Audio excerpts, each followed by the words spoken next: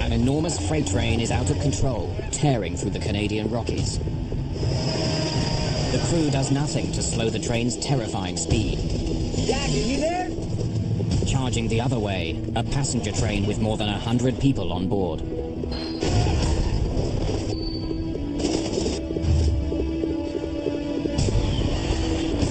Run in, Jack, come in. Oh my God. Mayday, Mayday! We're doing 90 miles an hour. Out of control. Take it away, Jack! Where's the Coast Guard? There we go!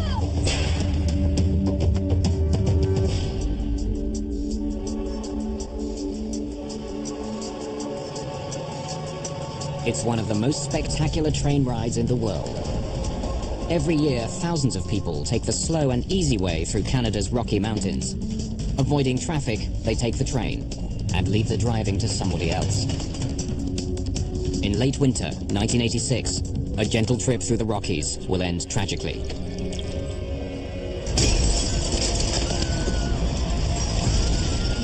It was like a mini atom bomb. And all of a sudden it ignited. Woof. I'm gonna help you. I can hear the women screaming, you know, to save her baby. An investigation makes shocking discoveries about the Canadian railroad industry. At that time, I didn't think that anything was wrong.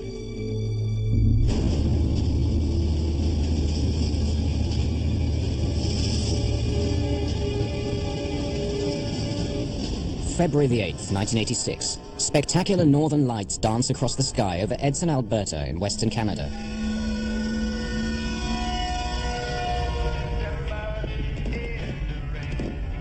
Driving freight trains has been a lifelong dream for 48-year-old Canadian National Railways engineer Jack Hudson. But after 16 years on the job, he knows all too well that it can be a grueling career. Because Canadian freight trains travel such vast distances, up to 12 local crews may be used in the course of one cross-country journey. Hudson works a mountainous stretch of track through Alberta, running between his hometown of Jasper and Edson to the east. Like many trainmen, Hudson works a regular beat, driving over the same stretch of track, then turning around again with another train, day after day.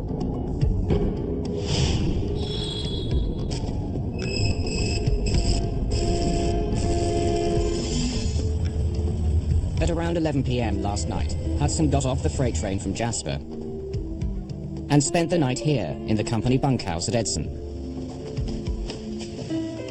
Now he's up again after just 3.5 hours of sleep, ready to return to Jasper.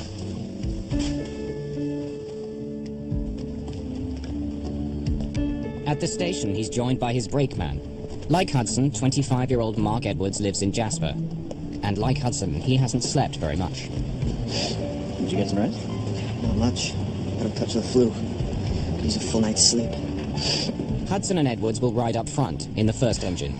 Hudson drives the train, while Edwards keeps an eye on the brakes and pitches in if Hudson needs any help. Known to his fellow railmen as Smitty, 33-year-old Wayne Smith is Hudson's conductor. He's the last of the three-man crew in charge of the freight train this morning. Smitty? Smith rides in the caboose, the last car in the train. He acts as an extra set of eyes, making sure the men in the front end know what's going on behind them. The three men are long-time employees of Canadian National, or CN, Rail, and all of them have been up and down this length of track countless times before. The train they're riding today is enormous. CN train 413 is just under 2 kilometers long. The cars are filled with a collection of grain, metal pipes, and chemicals. It tips the scales at more than 11 million kilos. As the freighter rolls into Edson, it slows to a crawl, but doesn't stop.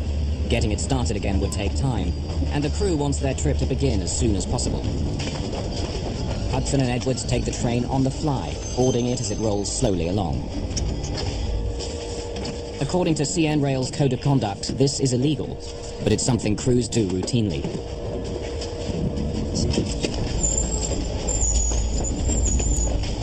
With the caboose still nearly 2 kilometers away, Smith stands by the track to inspect the cargo as it crawls by.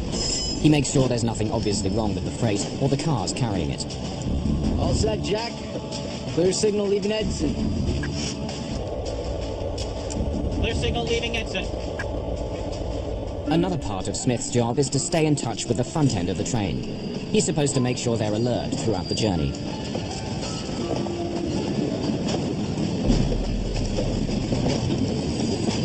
Now, with the caboose pulling alongside the platform, Smith climbs aboard.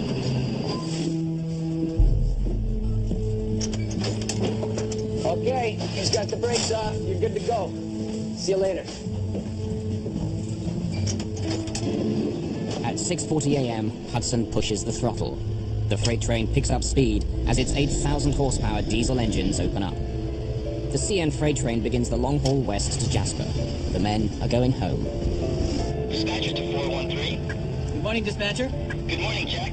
But Hudson isn't sure exactly how long his train is, or precisely what he's carrying. Dispatcher at Medicine Lodge here. I haven't had a chance yet. Oh, that's, you got pretty well grain cars, eh? Yeah, I think so. Yeah. It should be the right lane then. Okay, thanks. As 413 roars west, a Via passenger train speeds east on the same track.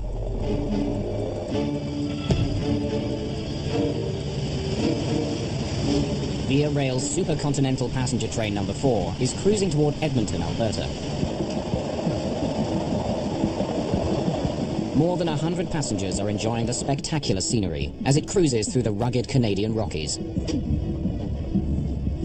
36-year-old Jamie Haight is a car assembly operator. He's headed home to Ontario after a 2-week visit to his family in Vancouver. It's a very, very small community that you're in close proximity with a lot of people very, very suddenly. And so there's a lot of people we got to meet and got to interact with. I remember there was a couple of ladies that we met over dinner. One was very, very pregnant. While some passengers are still sleeping, Haight goes into the day coach to do some reading before breakfast. It's the 4th car in the train. I remember this lady, and she had a little boy with her, about 3 years old or whatever. He was quite in awe. The little child was quite in awe of the scenery. So I sat down in it, and I lifted the shade a little bit so I could get some of the daylight coming in, and I started to read a pocket novel.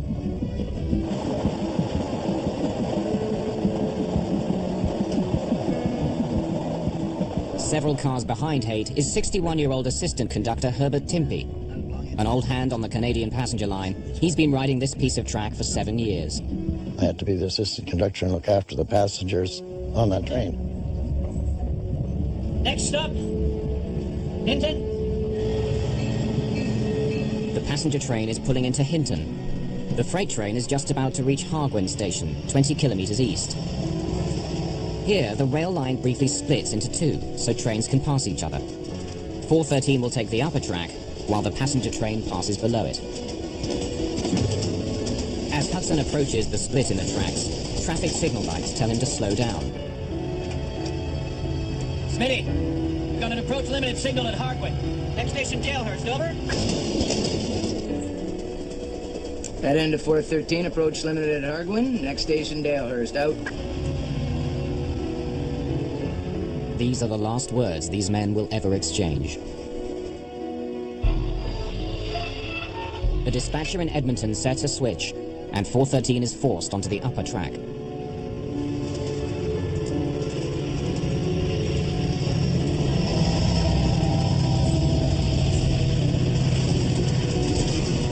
The Via passenger train arrives at Hinton Station at 8:20 a.m.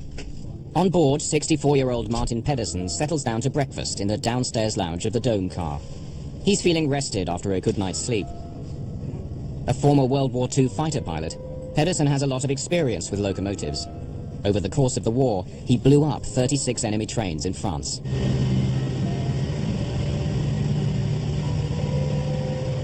The night before, Pedersen swapped war stories with another veteran he met on board. 61-year-old Kenneth Cuttle is a former Royal Marine. It was February. I was going to Edmonton to look for another job. Like Pedersen, Cuttle also fought behind enemy lines in World War II. Cuttle and Pedersen are survivors. Let's go upstairs to the Dome car, have a look around, see what's happening. The train was pretty comfortable, you know, not many people on board. I said, let's go up to the dome car because it was just coming light and we see lots of things which you might not get another chance to see. We were in the foothills of the Rocky Mountains. There are now 115 people on board. But the train will never make it to Edmonton, and the passengers and crew enjoying the early morning trip will soon be fighting for their lives.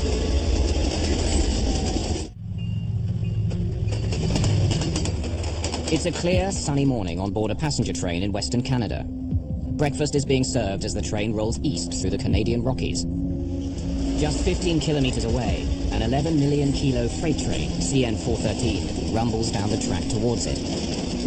With diesel engines still pounding at full throttle, it's pulling 113 rail cars of grain and hazardous material. From the outside, everything looks normal. But what's going on inside the lead engine of 413 is about to become one of the greatest mysteries in Canadian railroad history. Freight trains and passenger trains often travel on the same track. For short sections, the track splits, so trains heading in opposite directions can pass safely. Today, 413 is on the upper branch. Signals tell the freight train to slow, then stop completely. The signals will only turn green again once the passenger train has passed safely by below. Then the freight train can rejoin the main line.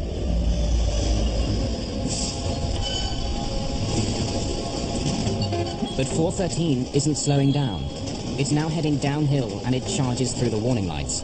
If it doesn't stop soon, it will return to the main line at full speed, straight into the path of the passenger train.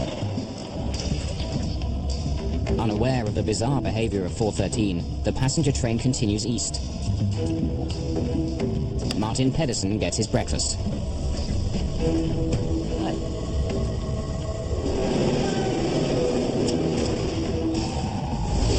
Up ahead, the freighter thunders through the last set of light signals, ignoring 3 red lights that command it to stop.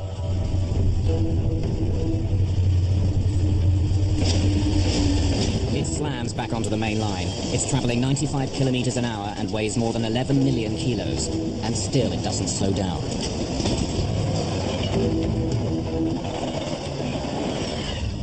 Herbert Timpey sits to relax. Ken Cuttle has a clear view of the railway ahead. I got in conversation with an English guy and he had his back to the front and I was looking over his shoulder forward the way the train was going. There was a flickering light in the distance. And not knowing the track layout, I thought, oh, there must be another line, and if it's another train, it's going to go past us, you know?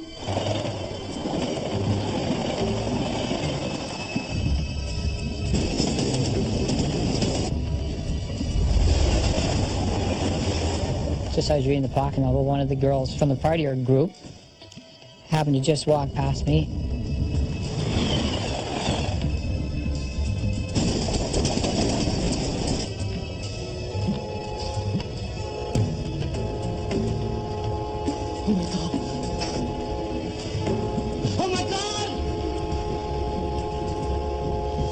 And then, boom.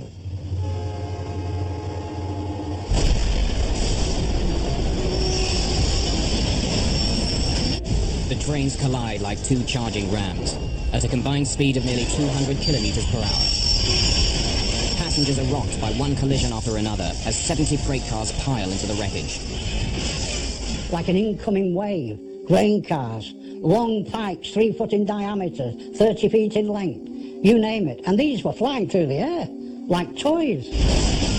Thrown from the tracks by the force of the collision, one freight car flies through the air, smashing to a stop on the Via train. And the whole world seemed to explode. It was like a mini atom bomb. It was a big mushroom of black smoke.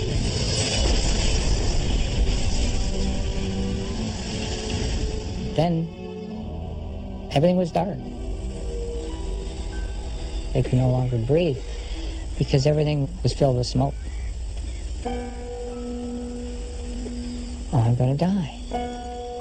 And the third thing that happened was I just resigned myself to that.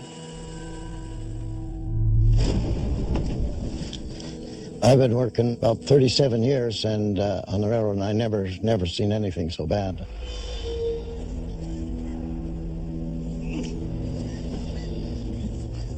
The wave of metal The crane cars stopped just where the dome car was.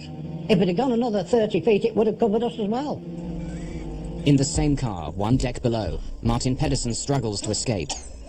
But he can barely see what's happening in front of him. The window beside him shattered during impact, filling his eyes with broken glass.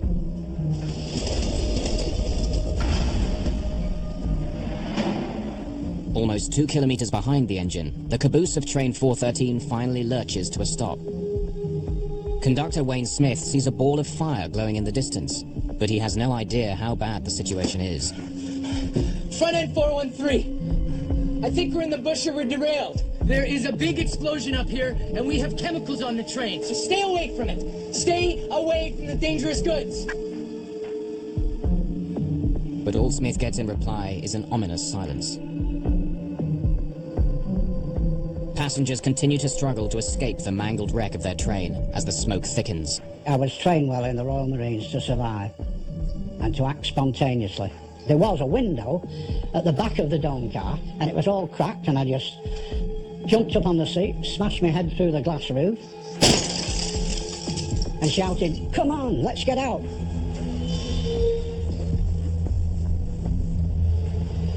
Cuttle and others jump from the car.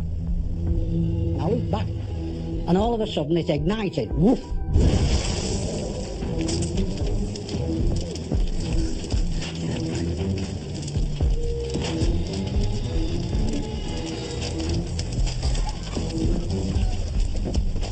Down below in the lounge car, Martin Pedersen also manages to escape. But others aren't so lucky. Many are still trapped in the burning cars, including passenger Jamie Haight. The roof of the coach had been crunched down. I mean, I'd lost my glasses. I couldn't see, I couldn't breathe. And here was the porter that had been behind the snack bar, had opened up this exit way, and he had vamoosed out through it, and I took off out behind it too.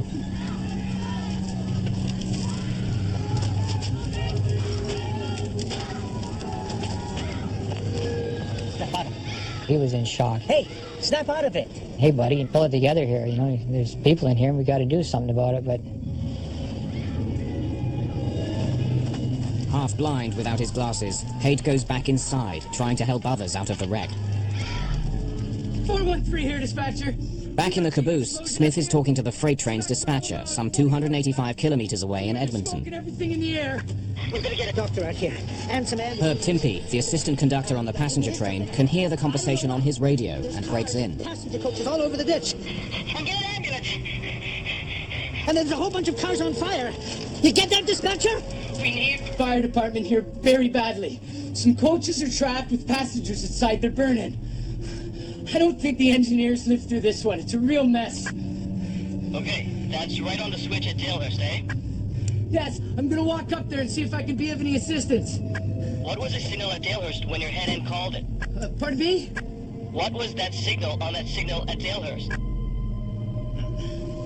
Well, I was calling him for the signal at Dalehurst quite a few times, but I kept calling him and there was no answer. Well, it should have been red on the panel. Well, he must have ran it then, dispatcher, because I could not get a hold of him. I tried and I tried. Okay, all right.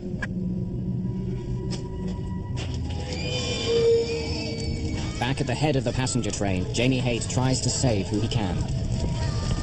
Are you okay? I'm gonna help you. Haight can hear the screams of men and women trapped in the flames. I can hear the women that I had dinner with the night before screaming, you know, to save her baby. Haight was not able to save the mother and her child. They're out of reach under debris.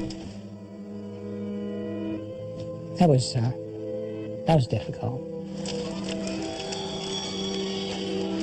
People who were trapped and couldn't get out, screaming like they've never heard. One guy knew that his wife was trapped and he went back in and died with her.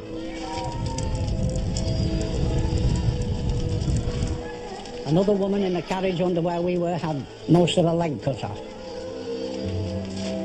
James Haight courageously decides to go back inside.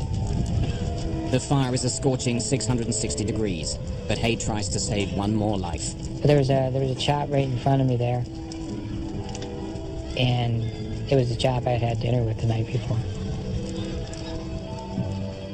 And all of a sudden the flames came and consumed him. He just sat up and rubbed his head, and because there's nothing more we could do for him. Anybody in front of me in that coach was dead. For whatever the reasons, it wasn't my time to go then, for whatever the reasons. Wayne Smith is devastated. He can't reach his two friends at the front of the freight train, and he can't understand what happened to cause such an enormous disaster.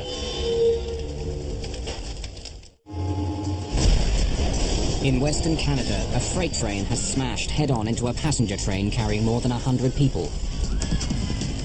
In the minutes after the collision, survivors are dragging themselves from the burning wreckage, while others are still trapped inside.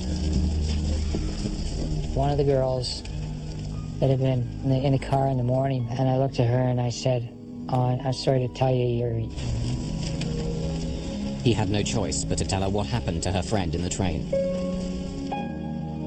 Your friend was in the car here."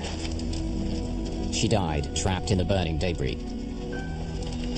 I felt like the worst person in the world, because I had to tell her. If I could have taken back that 1 second in time to not tell her, you know.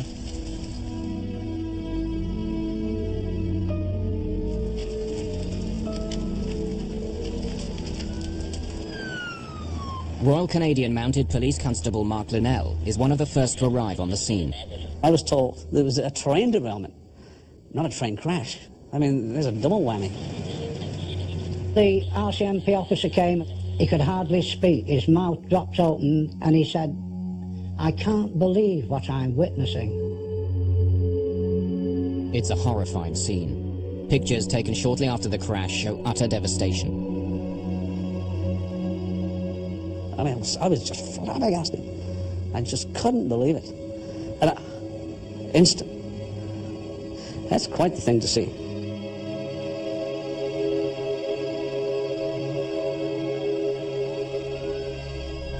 The collision is 18 kilometers from the town of Hinton. It takes emergency crews some 45 minutes to get there. I was in the Marines in England for 14 years, and I'd seen a lot of disasters, man-made disasters, terrorist bombs. And I thought I'd seen it all. There's a lot of blunt force trauma, of course, flying glass, burns. And then I saw what appeared to be two bodies in the restaurant car hugging each other. So we found out later that was a man and wife. And this was one heck of a shock. As Linnell is escorting survivors away from the site, he sees a lone man with a radio coming down the track. How's the front end doing? What's your name? Smith is about to learn that his colleagues aboard his train are dead. Like, what happened? Like, did they make contact with them? We're still under investigation, and there's not a lot I can tell you right now. Okay, so they still might be... I mean, I'm really sorry. He'd be distraught and shaken, and his train is wrecked, and all these people dead.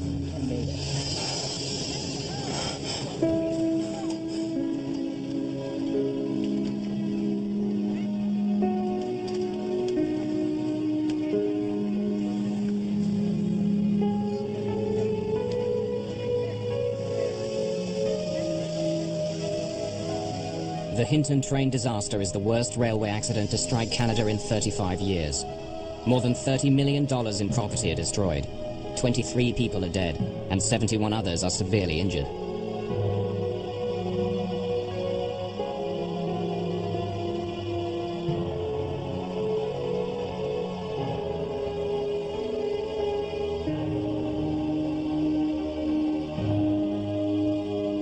Wayne Smith is the only surviving crew member of the CN train, the only man who may be able to explain how an 11 million kilo freighter plowed headfirst into an oncoming passenger train.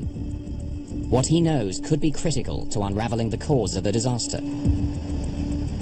2 days after the collision, the Alberta government establishes an official commission of inquiry, and the Honourable Mr. Justice Rene P. Foisy leads the investigation. Judge Foisy is a justice of the Alberta Court of Appeal. It was reasonably simple. I mean, what caused the accident? But it turned out to be a lot more complicated than that because there were no easy answers as to what caused the accident. Freight and passenger trains routinely use the same tracks without incident. What was different this time?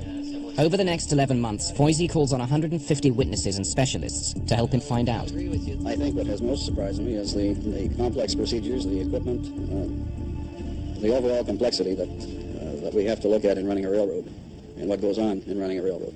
While Conductor Smith recovers from the accident, Foisey gets to work. He begins by studying the signals that should have told the freight train to stop. If they weren't working, the crew on 413 may not have thought they needed to slow down. TN did a very in-depth test on the signal system, and it was determined that it was performing properly. We went further. We hired our own independent experts to test the system. The switches which operate the signal lights were frozen in position after the accident. Electrical engineer Eugene Couch was hired to read them. Perhaps a mechanical fault in the system had turned them green, telling the freight train to speed through. A fault does not give a positive green light to any situation. So if there was a fault in any controls part of the system, it would have forced everything to go to red, which meant the passenger train would have stopped and would have forced the freight train to stop. If a mechanical problem wasn't the cause, there was a more chilling possibility. Perhaps someone set the freight train lights to green on purpose, causing the two trains to collide. Couch dismissed that idea too. To do that would mean that somebody would have to actually go there and really maliciously, change things. And there was no sign of any tampering on any mechanisms. Basically, our conclusion, we felt that the system was sound and was safe. Foisey believes the lights were red, but the freight train ignored them. Perhaps another mechanical fault was behind the crash. Well, I was calling him for the signal at Dalehurst. In his statement after the crash, Conductor Wayne Smith told Royal Canadian Mounted Police officers that something was wrong with his radio that morning. Because I could not get a hold of him. I tried and I tried. Maybe the front of the train was having mechanical problems, but they weren't able to get in contact with Smith. Joseph Hebert examines the portable radios the crew used. The first test was with the radio that was on the train that was in the accident at Hinton. The radio performed to specification. But even if the radios themselves were working, there could be another problem. Many CN employees claim there are places along the tracks where radio communication is impossible, so-called dead spots. And it's not a dead spot that's there 365 days out of the year. The possibility was also examined and dismissed. Sometimes you can't. Some radios are stronger, some are weaker. The second test done as far as communication between the locomotive and the caboose was done with the same type of radio as was used at the time the accident took place. The field test with that type of radio had satisfactory performance. The evidence was pretty clear, and we concluded that there were no dead spots. One other possible explanation is examined. Natural phenomena, like the Northern Lights, can also affect radio performance. I'm going to measure a medicine line. Northern Lights could build up very high currents in communications lines. Anything even hooked up to a radio could pick it up. My determination of it was that they were not a factor. If the signals were red and the radios were working, why had the train crashed? Foisey examines an ingenious piece of technology, the hotbox detector. Sitting beside the track, hotboxes monitor the temperature of a train's wheels and axles. They also record the speed of trains as they roar by. When Foisey and his advisors examine the hotbox data, they make a telling discovery. When the front of the freight train passed the hotbox detector just after Hargwin, it was traveling a little over 60 kilometers an hour. But by the time the caboose passed it, the train was going more than 74 kilometers an hour. Despite the signals telling it to slow down, the train was speeding up. For the last 5 miles, we were able to determine that the freight train was going at least 59 miles an hour, perhaps as high as 60 or 61. There were no brake applications before the crash as well. The crew let the train travel too fast. They did not heed signals to stop, and they never applied the brakes. It all points to a train that was out of control. Why there were no brake applications is difficult to understand.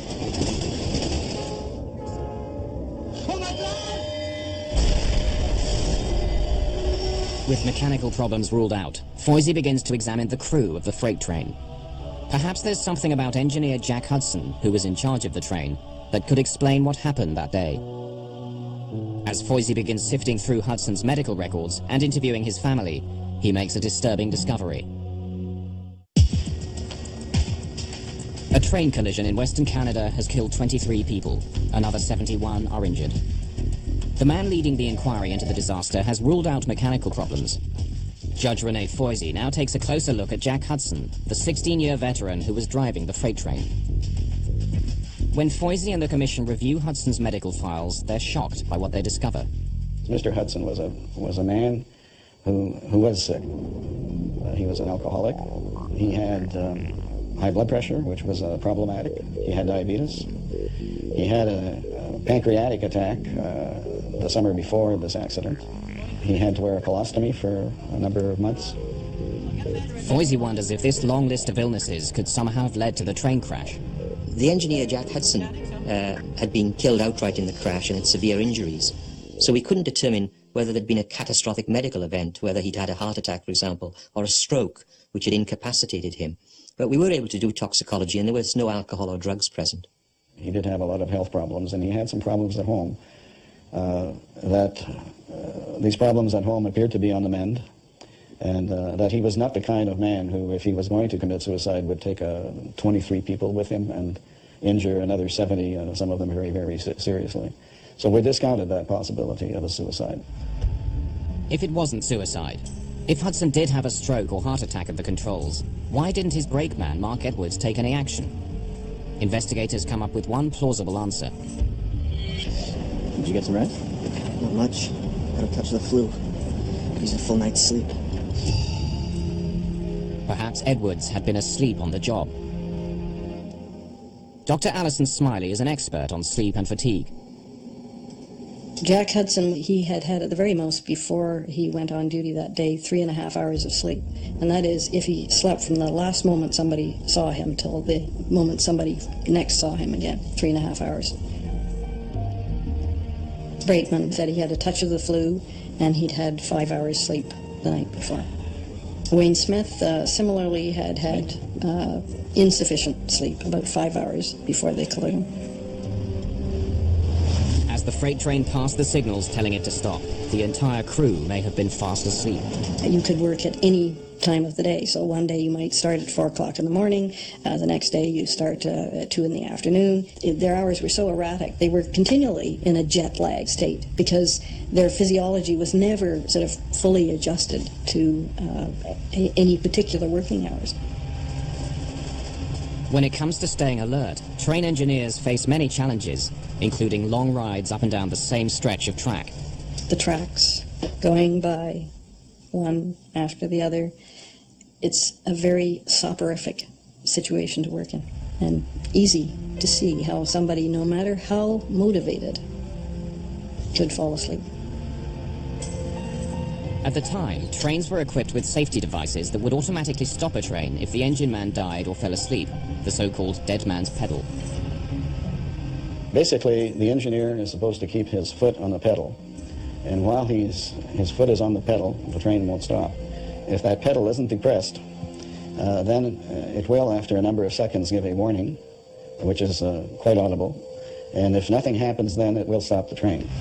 But Foisey discovers that for many trainmen, disabling the dead man's pedal is standard practice. One of the excuses that was given by the engineers is that to go long distances, having to keep your foot on that pedal was very uncomfortable.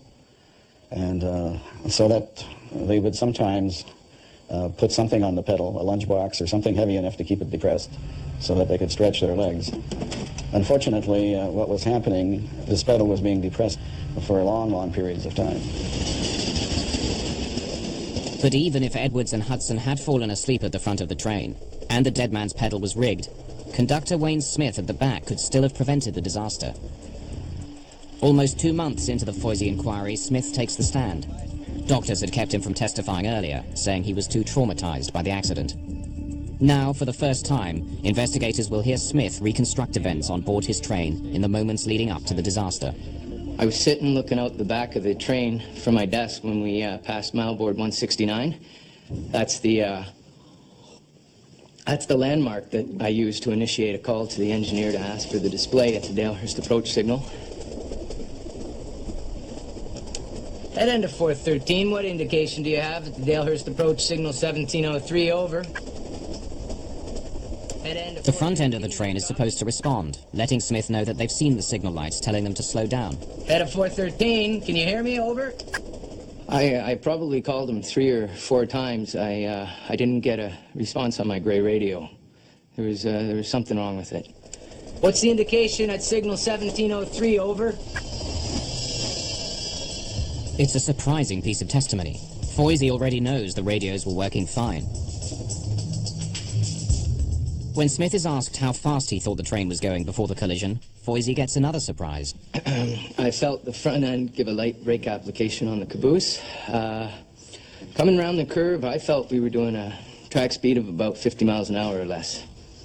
But according to the hotbox detectors, the train was traveling almost 16 kilometers an hour over track speed, and there was never any application of the brakes.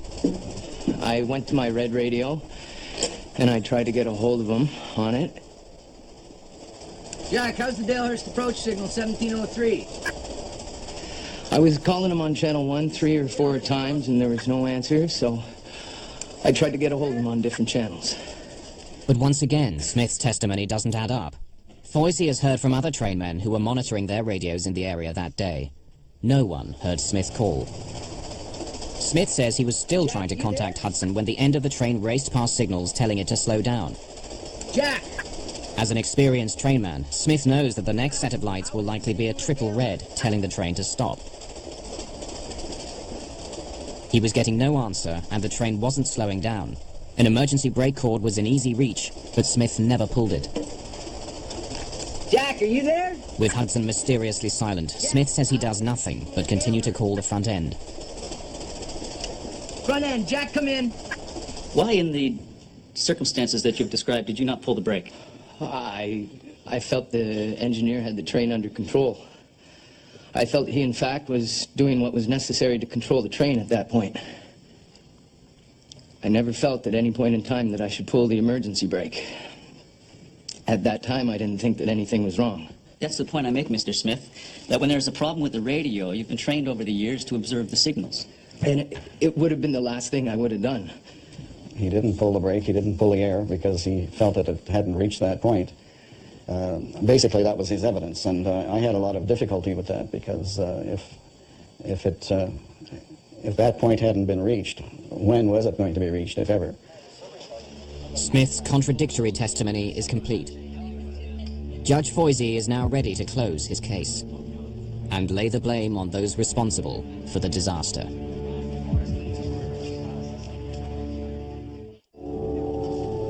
The inquiry into one of the deadliest train crashes in Canada is complete. 23 people were killed when a freight train crashed head-on into a passenger train near Hinton, Alberta. Chief Investigator Rene Foisey has explored every angle, from technical malfunction to human error. He's now ready to deliver his report on what went wrong that day. In his 205-page report, Foisey parcels out the blame, naming all the key offenders. Foisey writes that the train's engineer, Jack Hudson, failed to observe and obey light signals, commanding him to stop his train before it entered the single track. If Hudson was unable to do his job, brakeman Mark Edwards failed to intervene. He also ignored the light signals and didn't brake the train before it entered the single track. Conductor Wayne Smith was guilty too. He had failed to follow operating rules and pull the emergency brake when he couldn't contact the 2 men at the front of the train. In a statement to police, he had even suggested that he thought they were sleeping. Said that my head end was asleep. Do you recall making that response, sir? Yes, I do. With so many contradictions in his testimony, Foisey rules that the conductor's evidence is unreliable. I wasn't sure what had happened, and I went to my back desk. I jumped onto my cupola and ran for. It seemed like we were just keep going. There was no immediate stopping. The caboose kept sliding. Instead, Foisey emphasizes that Smith, like Edwards and Hudson, was dangerously tired that morning. I just wanted to get home, actually, at the time. But the crew aren't the only ones Foisey blames for the accident. According to the Foisey report, Jack Hudson may well have had a stroke or heart attack before the collision. But CN management had known about Hudson's medical record for years. He managed to accumulate, I think it was 40 or 50 demerits, and at 60, you're fired. But after he got to that level, there were some other infractions which weren't recorded. Foisey also calls attention to the rules that were routinely ignored, such as rigging the dead man's pedal and taking the train on the fly. The conclusion we came to is that there was a lot to be desired on the part of CN, and that, yes, there was certainly some laxness and some complacency when it came to these areas. I'll get a measure at Medicine Lodge here. I haven't had a chance yet. Oh, that's, you got pretty well all green cars, eh? Yeah, I think so. There is a lesson to be learned here. It's that when you have rules, you obey the rules, and you enforce the rules. If it becomes too much of a fraternity and of a buddy-buddy system, it gets lax, and problems occur, and this tragedy was one of them. Foisey demands that CN improve its safety equipment, recommending that all trains be equipped with reset safety control technology. These systems are much more complicated than a dead man's pedal.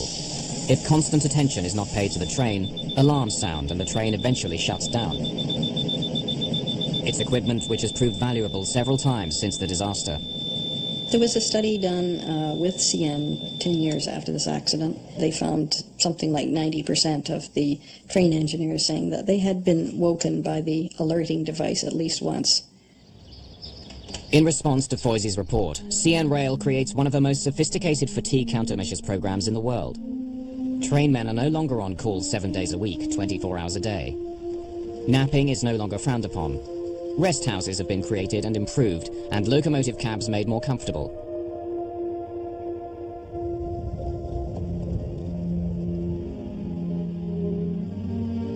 For the victims of the Hinton disaster of 1986, changes to Canadian railroading come too late. I still remember the people that were killed in the accident and good friends I had on the railroad. And that really, it does bother me. Now it's 20 years nearly, and I'm still going strong. Very lucky. I don't equate it to luck, no. Too much of a tragedy to think about luck. There's too much hurt that happened inside of me. It took me quite a while to rebuild my sanity again. I got over it fairly quickly and got on with their life. There may be lots of other people who weren't as lucky.